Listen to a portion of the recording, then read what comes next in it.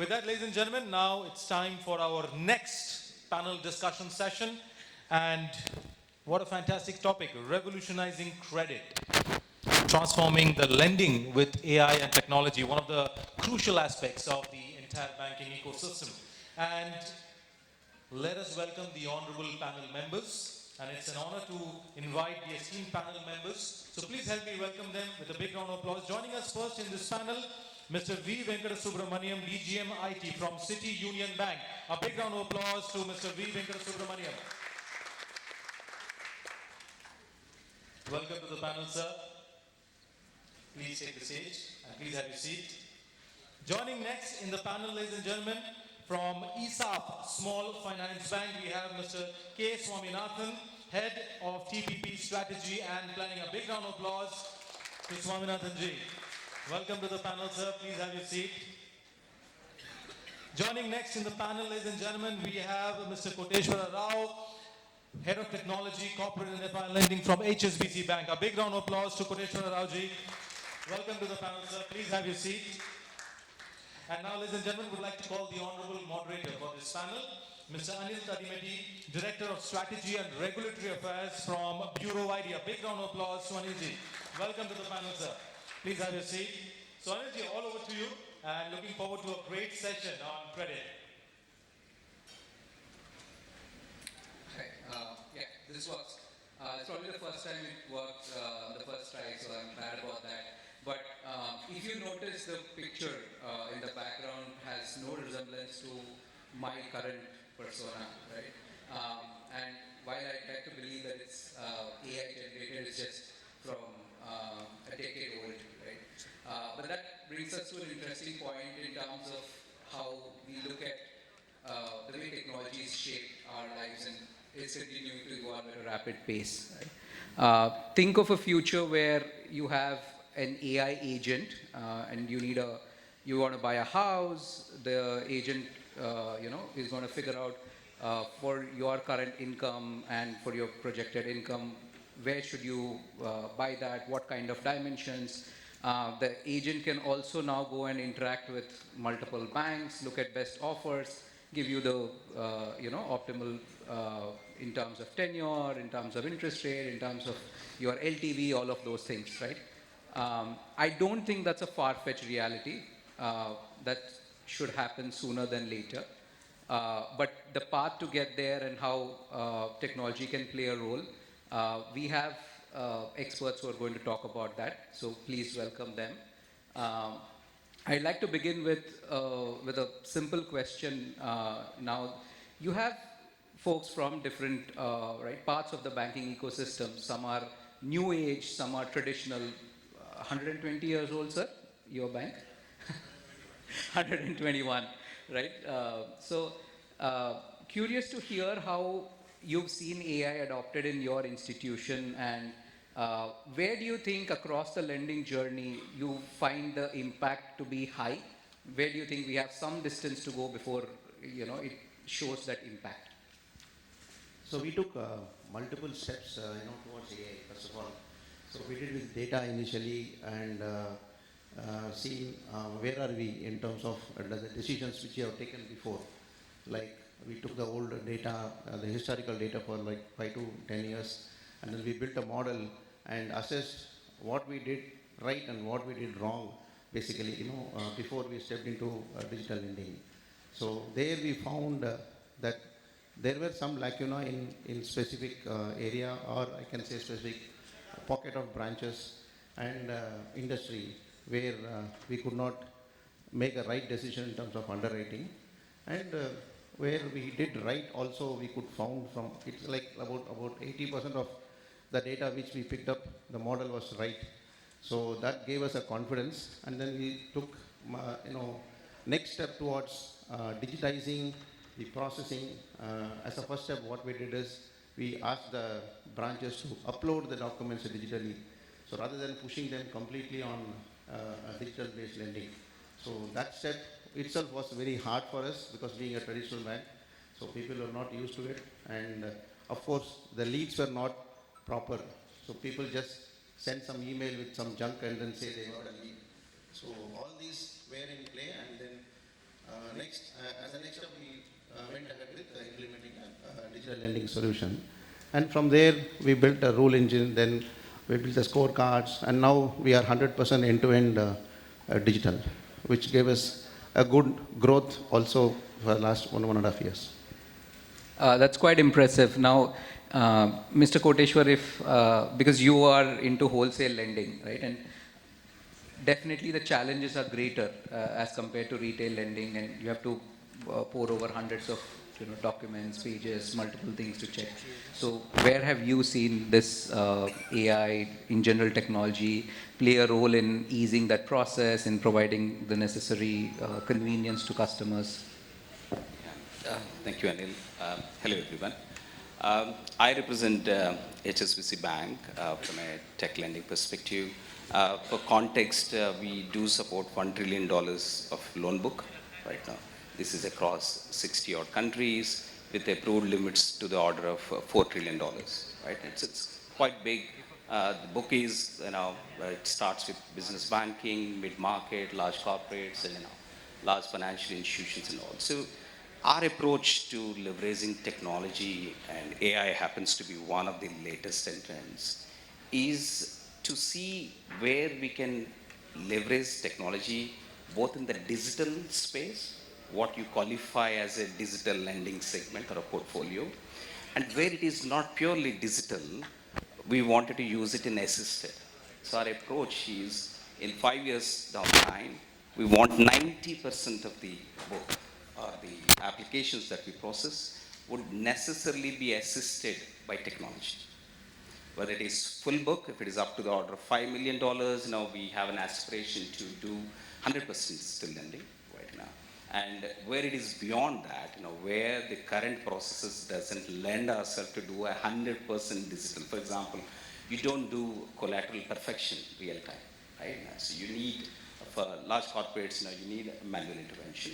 So we are now leveraging this technology and AI. We partnered with Microsoft right now. And Satya Nadella, in one of the only four use cases that he discussed openly in the annual conference last September, he spoke about the collaboration that Microsoft is having with HSBC in progressing their Power Platform leverage for lending right now. So we are using numerous use cases, but we'll come to that a little later. But all I would say is, it's part of almost bigger journey across the book, I would say. Yeah. Thank you. Swaminathan, sir, you represent one of the new age banks. So the expectation, and it's also true that that way you're digital first, you heavily rely on technology for both efficiency, for productivity. What have you seen in terms of your long career, but specifically last few years at ESAF? Yeah. I would start with ESAF because small finance banks per se were earlier microfinance institutions. They transformed into small finance banks because RBI regulator wanted them to serve or continue to serve with a registered as a regulated entity. So that way around, we see a lot of scope in AI, and no doubt that you in a customer engagement purpose, we definitely use AI. Without them, that will not be able to recognize the face, go and touch base with the digital public infrastructure that is available, identify the customer, and then quickly do whatever is required for him with very less discomfort for the customer. I hope everybody would have used some sort of a Digiyatra and what it was and what it is now. If it is in a scale of experience you take, whatever that you have a delta for experience, then you don't go back to the previous thing. I think you will agree with me on this. The experience which was say 4, 5, if it goes for checking in, I'm just telling you, it becomes 10 or 8, 9, you will never go to that counter and you will always try to do Digiyatra. Similarly, the present financial inclusions which most of the MFIs, small finance bank and even other banks all are jumping like we had a good presentation in Findi.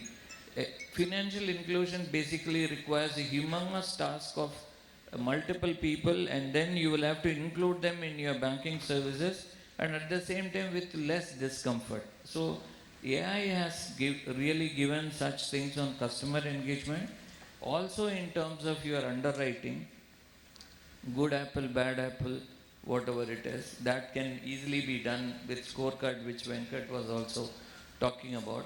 Apart from these two areas, like you use voice bots, chat bots, you tone tags, you do a lot of things with payments also. So essentially speaking, origination, underwriting, or your loan management and your collection payment, which really dwells in entirely the lending space I'm talking about, you have to use one way or other. And apart from that, if you have already a lot of legacy stuff with you stacked, and then you are a new bank or financial services industry, you have to really cope up with that also.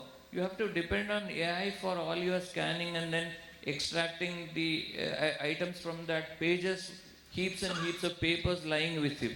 Likewise, in short, I would put it this way: without this, a future, a bright future may not be there. So we have to adapt to all these things. And apart from that, how we really leverage it, how we make everybody use it, that's our task, which we will completely do. Thanks, Anil. Yeah, it's interesting that all three of you spoke about convenience, digital lending, but I don't think it's just a matter of convenience. In a country where you have at least 50% in the retail population credit unserved or underserved, and about 75% on the MSME side, it also becomes a means to now further financial inclusion, right? But typically the problems when you look at that segment is you don't have enough traditional data, and that's given rise to alternate data, which is being used extensively, whether it's payments history, whether it's social media footprint, and various means in which you can still get confidence about lending to a genuine borrower. So Venkat sir, when City Union Bank adopted digital lending, right? How have you leveraged alternate data? So this is the area something which is untapped completely by any bank. Rather, no, it's an open market where I can say the current population benefited out of digital lending is much lesser compared to the segment which is again unprivileged, or I can say they are not into the system completely. So the essential part now is to bring them into the system so that you get the complete data out of what they are doing. So that is a major lacuna which is being faced by the small industries. So that is something we are working on with some fintechs, and then trying to see how much potential and how much data that we can get into the system, and then bring them under the digital lending platform. This is something which we are working out currently. Fair point. So one question when it comes to digital lending, or in general the way, if you go beyond traditional underwriting exercises, how do we make sure that it's kosher? How do we get consent for it? How do we manage aspects of privacy, especially when we are anticipating that the rules for Digital Personal Data Protection Act are going to be announced soon? So, Mr. Koteswara, how are you grappling with this change? I think it's going to be a journey, right? So we are not going to flip like Swaminathan has said right now. So it's an incremental experience right now. We are improving the experience for our colleagues. We are improving the experience for our customers through use of technology and AI right now. If you look at where all this is gaining legs right now. So in our world, we are partnering with some fintechs and using AI-powered financial spreading. I was speaking to Mr. Jay earlier in the table right now. So this whole spreading process, which is not a very happy process for any spreader, a financial analyst, to sniff through the hundreds of pages of documents and do that. The machine learning and AI is really helping us to categorize those documents very appropriately and automating it. And by automate, I would say, it's implicitly adding speed, accuracy, and all of that right now. So it's gone into spreading. And spreading is now creating the embeddings that we can use further in the lending check, right? And for our RMs, we have rolled out for the last 2 years a digital assistant, where we pump in all the instruction manuals, whether it is functional instruction manuals, business instruction manuals. Just imagine the mortgage loan processing in Hong Kong is the most toughest with regards to how do you process it, right? In comparison to other markets and all that. So how do you expect a center of excellence, RMs sitting in India, to do these RM-supported roles where they are supposed to be, apprised of all the rules and regulations around, how do you lend, underwrite something, right? But just imagine now, our RMs can query whether a particular loan based on the document would qualify for green financing in line with HSBC. So it's actually helping the RMs, right? It's making their life a lot more easier. Now, in the last 3 months, we've gone to the more complicated cases, right now. So we have a GenAI writing the credit paper for us. Typically, RMs spend around 8 to 10 hours writing a credit paper based on the complexity, nature, and it's around 300 plus attributes.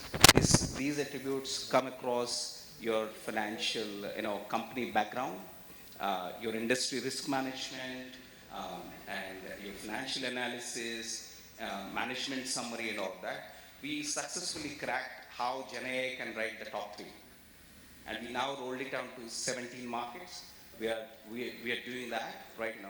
And we have realized that, the existing GenAIs cannot support all of these sections. So we are now exploring, agentic AI, especially for the financial analysis part, right? Where we have seen is the existing LLMs can easily summarize and give you the summary, but they can't do calculations. That's not their forte, right? Now, that's where you need to embed various different sets of technology so that you can get the outcomes. And this is very iterative process. In some of the cases, our teams have worked on 80 prompts, 80.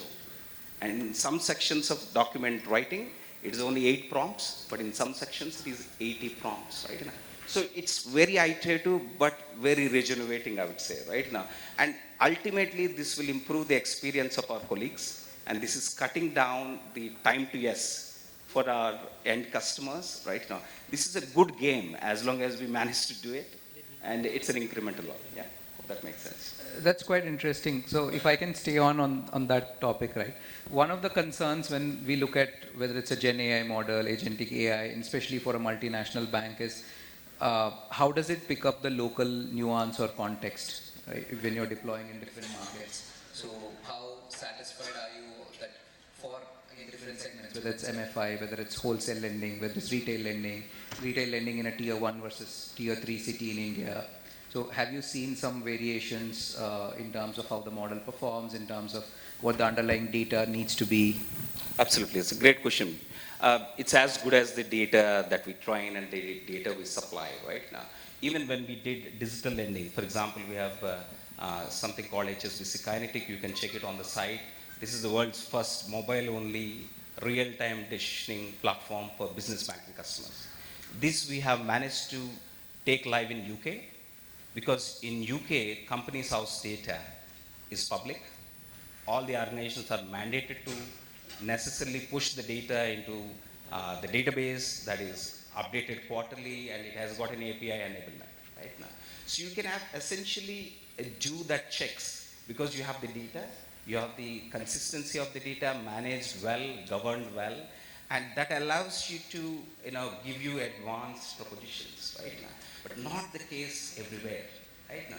And hence we have to qualify the maturity of the data, availability of the data before you start rolling this out to various countries. And also, absolutely, there is a variance in it, and you have to be essentially go through the qualifying process. Swami sir, one question. Usually when somebody talks about Gen AI, some points on top of that. Basically, alternate data was the keyword, right? Okay, so not what all we spoke. The aim is alternate data. So earlier, we were not leaving such electronic trails or footprints everywhere. Now we leave it everywhere. And conscious, unconscious, knowingly, unknowingly, we leave so much of data. Okay. For example, I'm just my wife doesn't do, but I'm just telling. If she picks up my timeline, then I'm caught. right? So to that extent, we really, the data are all everywhere. So if you have those data, why don't we use it for your lending? And wiseful lending. And earlier, crunching the data, things were difficult. Now at least you have the data crunching capabilities, computing capabilities, speed, the storage space have come down, then why are you not using alternate data? Alternate data is very essential for lending, and that we do. In earlier days, say when I'm talking about my 90s, I'm telling you of my banking when I was a branch head, if the guy doesn't pay money, okay, so first thing I look at is he paying his landline telephone bill properly? If he's not paying it, then he doesn't have money to pay the bill. Why is he going to remit my EMI? Okay, so when we call him multiple times on the other side, the landline bill has not been paid, so disconnected like that, then immediately I send one of the guy to there and see what is that. So that is alternate data. So similarly, alternate data, you can find it at multiple locations, but how you intelligently use it. For example, somebody gives you a good sales and P&L, he gives you purchases, sales, everything. But if his electricity board meter reading is not there and it doesn't really match to what he has given, then you should not lend it. You should not lend it. So these are all basic things, but we have the data with us. And one more thing I also wanted to add. Earlier we used to say, whenever we talk to the fintechs or all tech companies, banks used to ask, where will be my data residing? Is it in India or is it elsewhere? Like that. Now, no more we can say that. So I can only say that where is my customer's data will be residing. No more I can say that where is my bank data residing. So that is because of this DPDP Act only. So essentially I'm saying data are plenty, things are all there, intelligence required. You have the AI power to bring intelligence. If you connect all the dots, I think you will be able to pull out a good structured lending. Thank you. No, Sorry that's if it is out of context. No, that's where I was heading. In fact, as a risk intelligence platform, and we work with several banks, that's how we are able to also show, as I said, right, is a good apple, right, should not be rejected because they don't have a formal credit history, right? At the same time, the flip side of data is you have many instances of stolen identities, right, being misused in order to, right, procure those loans, and of course that turns out to default and fraud, right? So while we are obviously enabling multiple financial institutions with that journey, also wanted to get an inside view of how with Gen AI or with this data proliferation, there's also that vulnerability or that aspect of fraud increasing. So, sir, if you can talk about your experience of how this risk mitigation, fraud prevention measures are being implemented at your bank, that'll be helpful for the audience. So, time would be well insufficient if we have to dwell on these things, but I will definitely touch upon.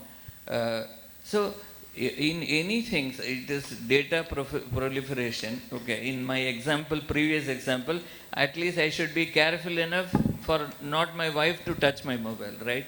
Okay, so then the timeline goes. Okay, so that much I should protect. So similarly, risk mitigation part is one thing which we will have to understand the risk, the probability of its occurrence, multiplied by that you should have a value at risk, where created, and this you have to be conscious of in every point.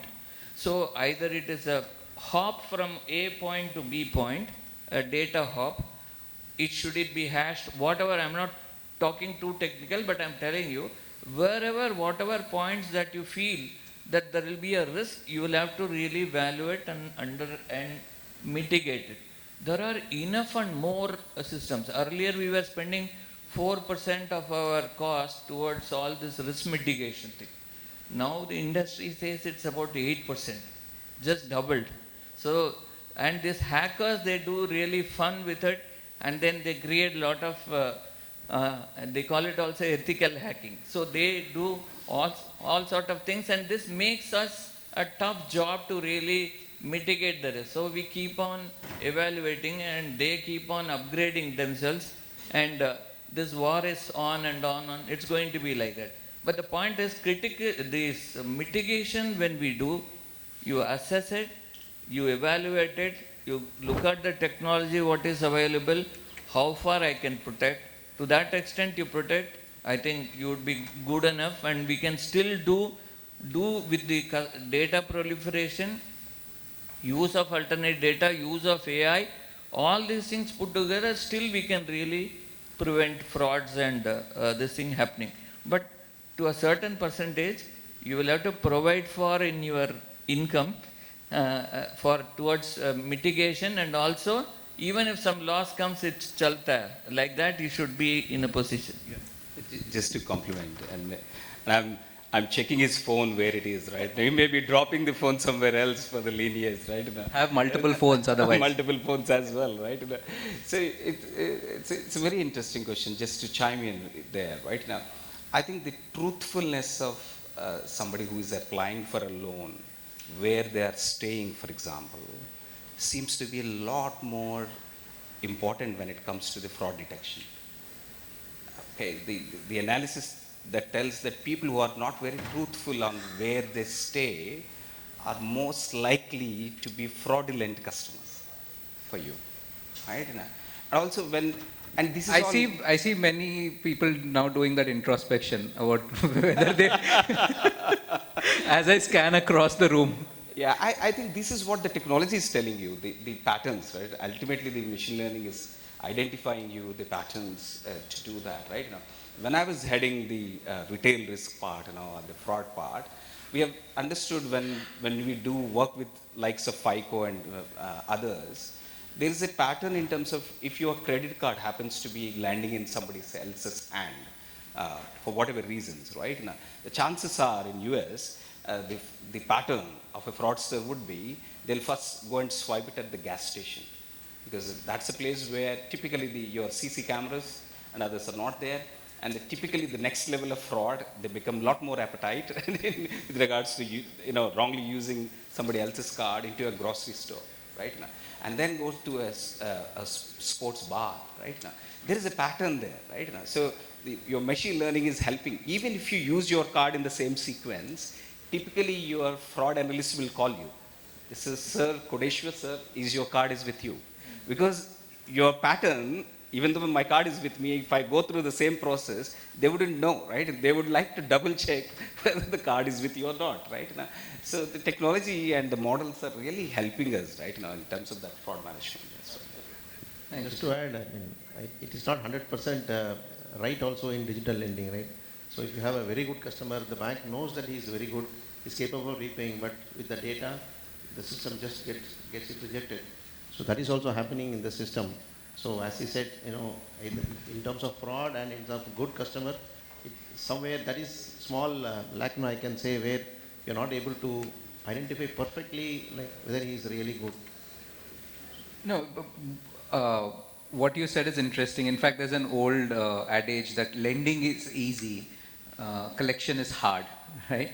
And recently, one of the neobanks in Europe declared massive amount of, these losses on their BNPL line of business. So, but from that traditional, like Sir said, I triangulate information from whether they're paying their utility bills or, right, otherwise in trying to see if they have the capacity and they have the intent, both matter, right?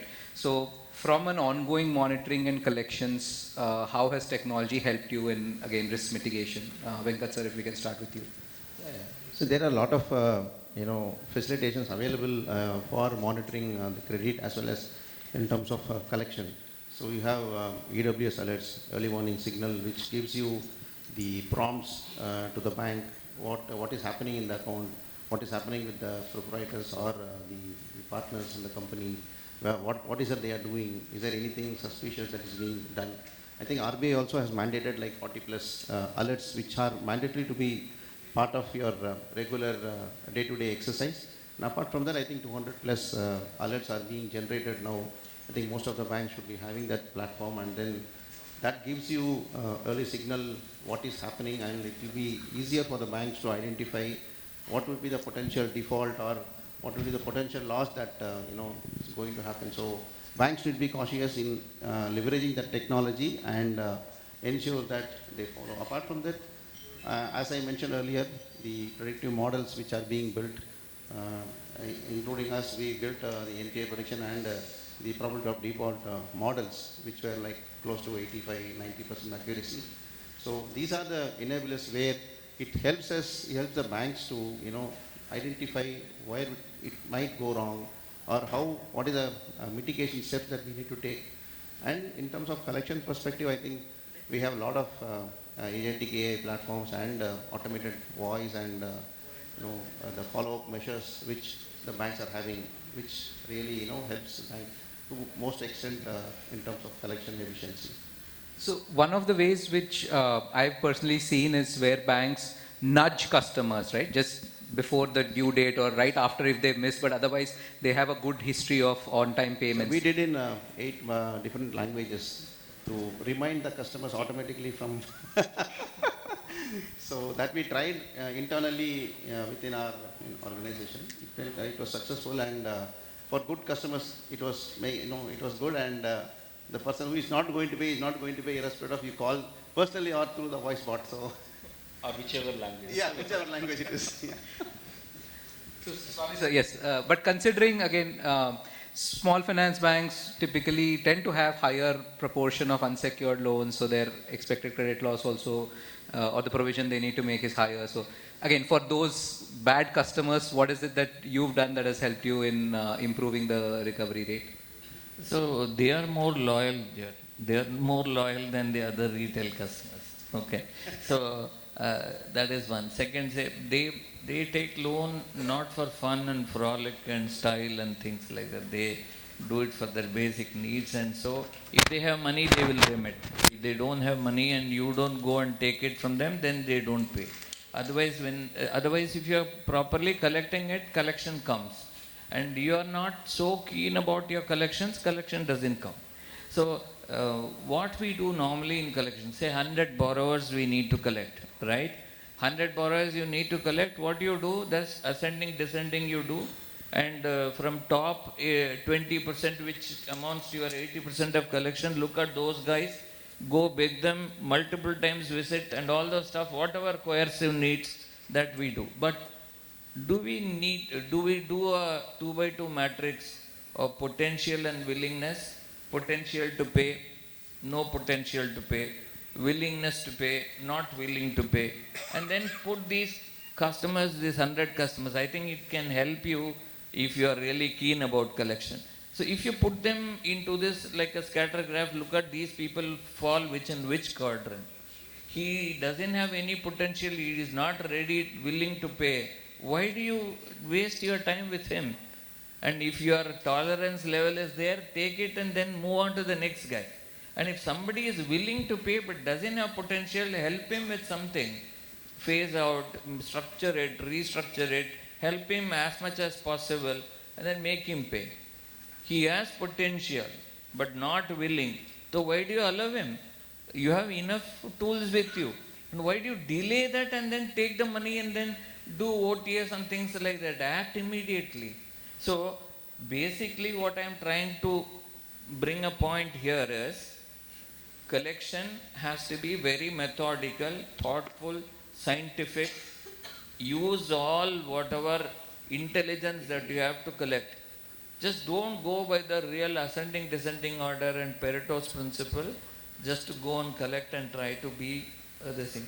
And the money, if it is with him, earlier these things were not there with us.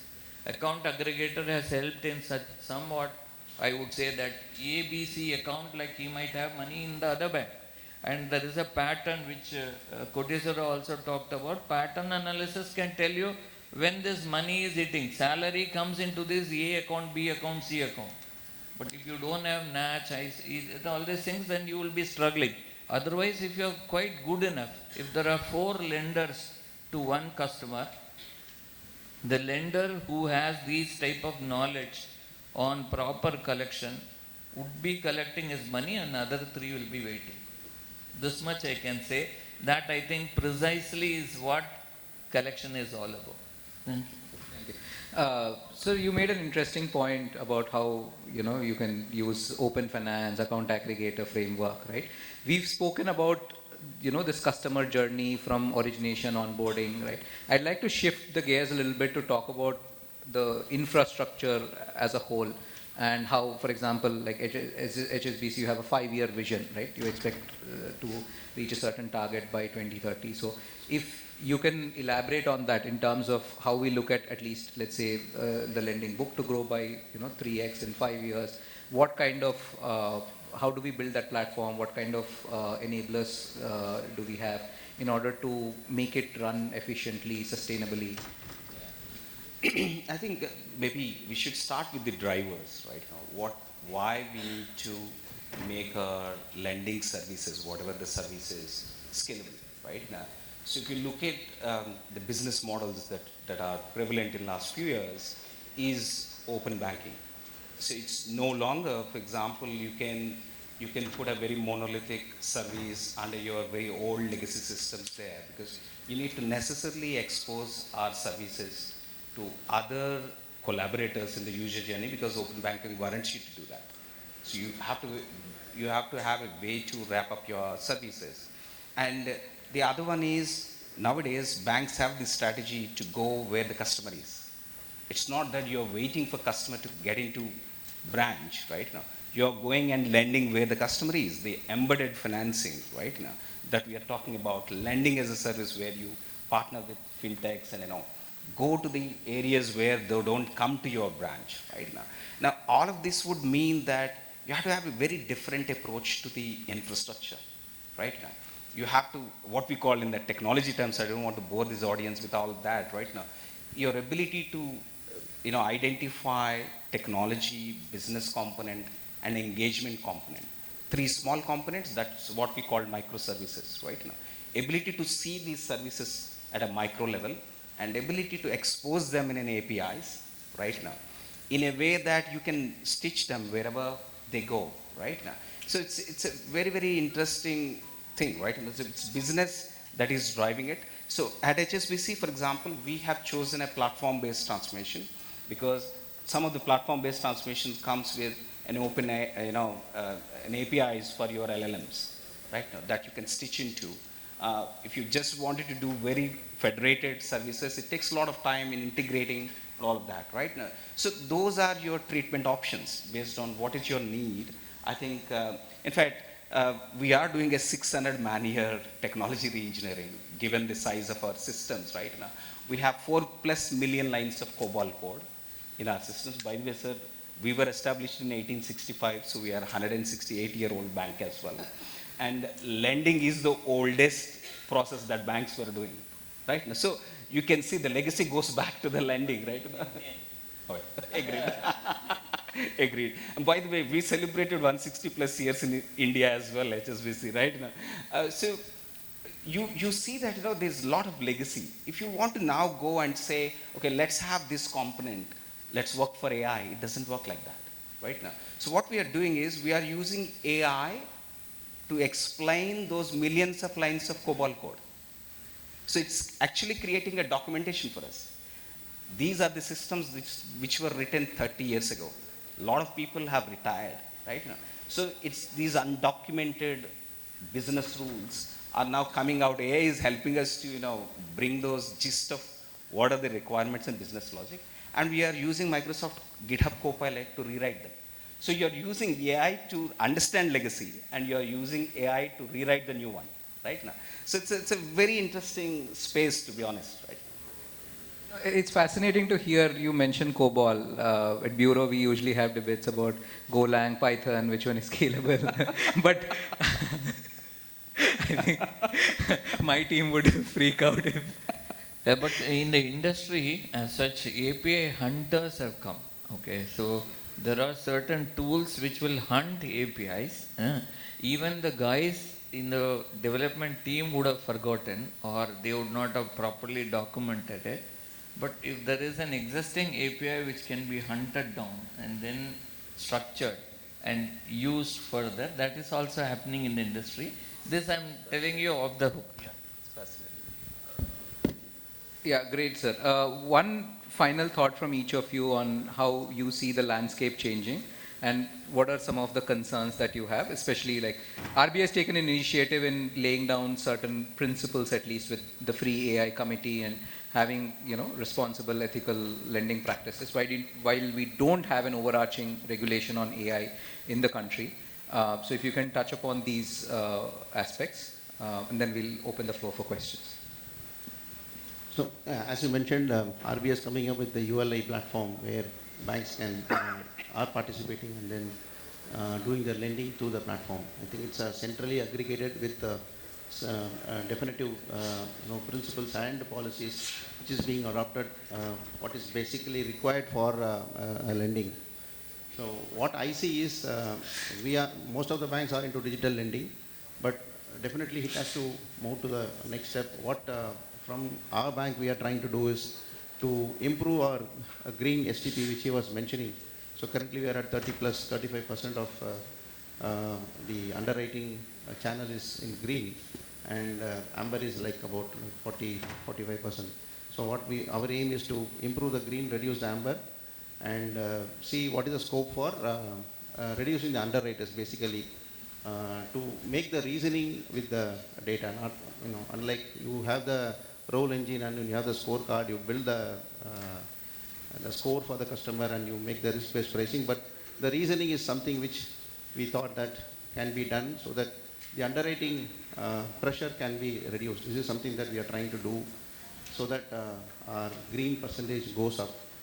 And similarly, the red, we are looking at what is going wrong or how it is going into the red, where we can see, without touching much on the process and policies, what best we can do. So these are some immediate measures that we are looking at.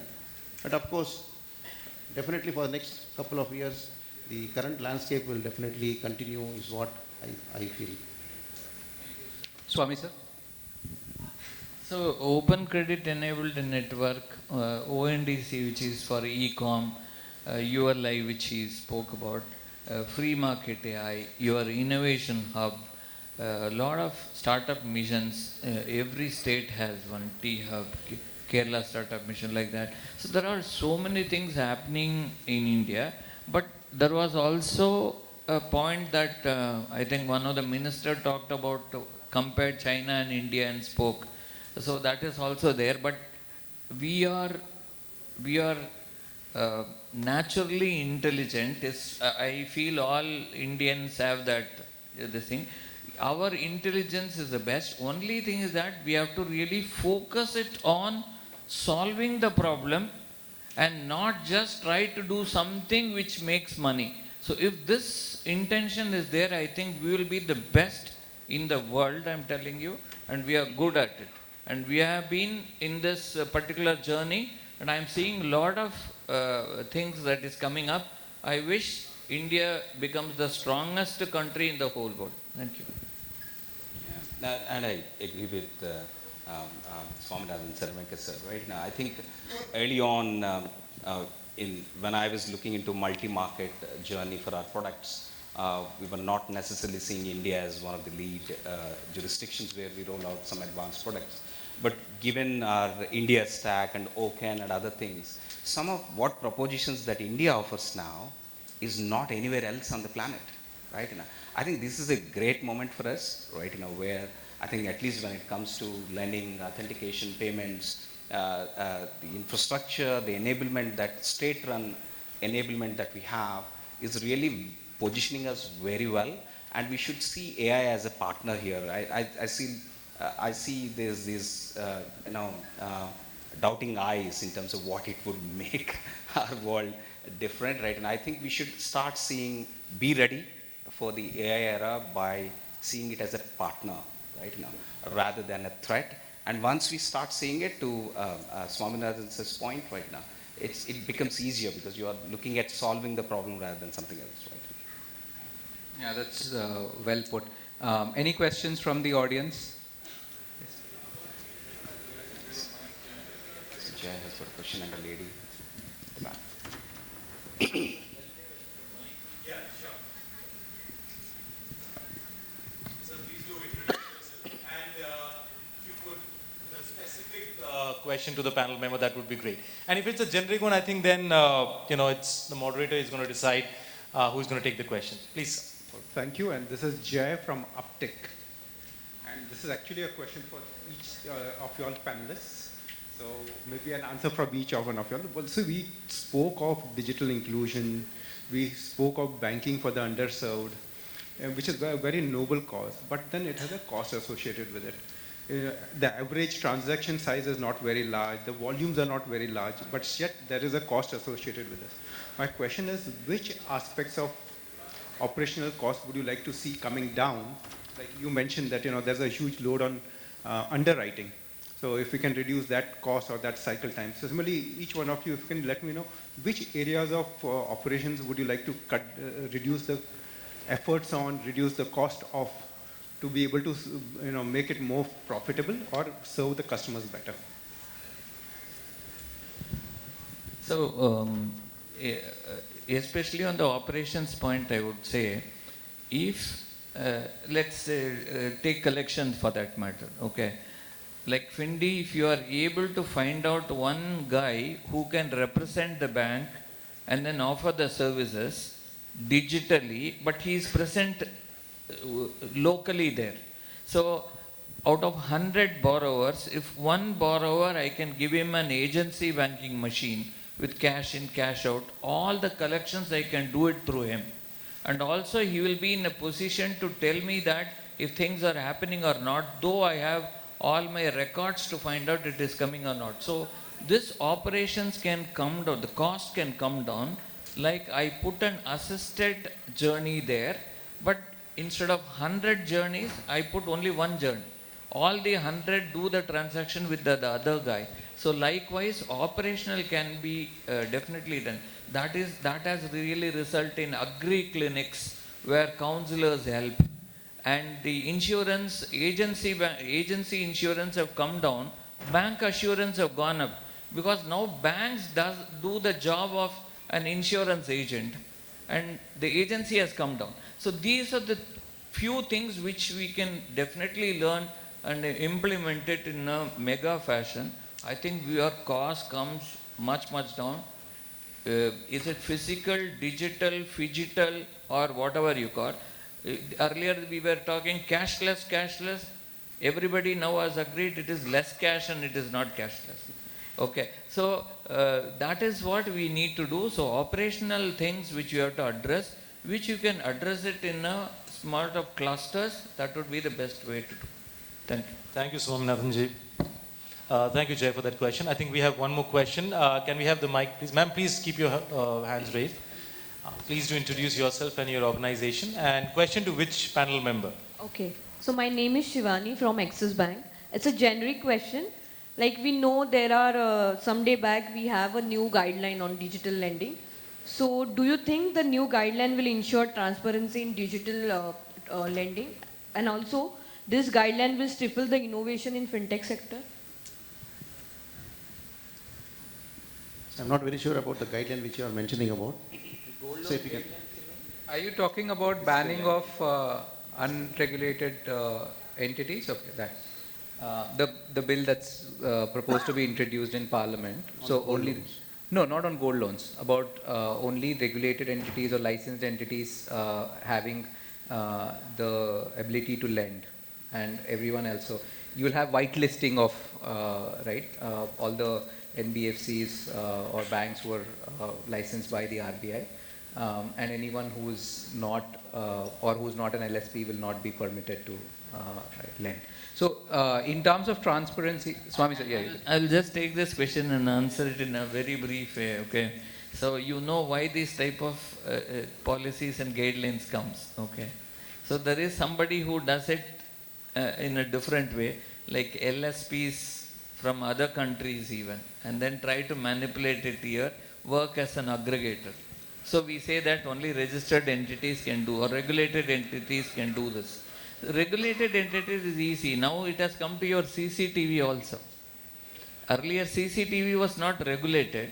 Now they say that CCTV will be regulated. Why? Because that is being used for spying or something, so then this risk mitigation effect it has come. Similarly, loan service providers were just aggregating it, and they were like connectors. I would use the correct word, connectors, to really do everything and then manage the flow. So regulated people really, regulated entities didn't have that wherewithal. So that is how these things get regulated. That's a good thing. It's more auditable also. Thank you panel members, and thank you so much. A big round of applause, ladies and gentlemen, for this wonderful panel.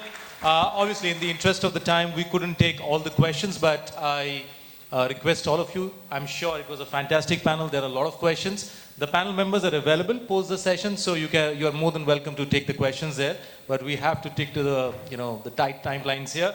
Now, I would like to request on stage Mr. Amit Nigam, Executive Director and CEO for Digital Business from Findi, our presenting partner, to kindly come on stage to do the honors. Amit, welcome to the stage. So nice of you to have you here. We'll start first with Mr. V. Venkatasubramanian from City Union Bank. A big round of applause to Mr. V. Venkatasubramanian for his wonderful thoughts and insights in this panel. Moving next to Mr. K. Swaminathan from ESAF Small Finance Bank.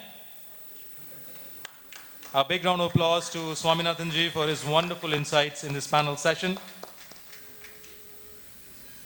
Moving next to Mr. Koteswara Rao from HSBC Bank. A big round of applause to Koteswara Rao ji for his wonderful insights in the panel session. And now to our honorable moderator, Mr. Anil Tadimeti from Bureau ID. A big round of applause for Anil ji for his wonderful insights in the panel and for beautifully moderating this esteemed panel as well. Honorable panel members would request you to kindly come forward for a group photo, and Amit, if you can also join them for the group photograph.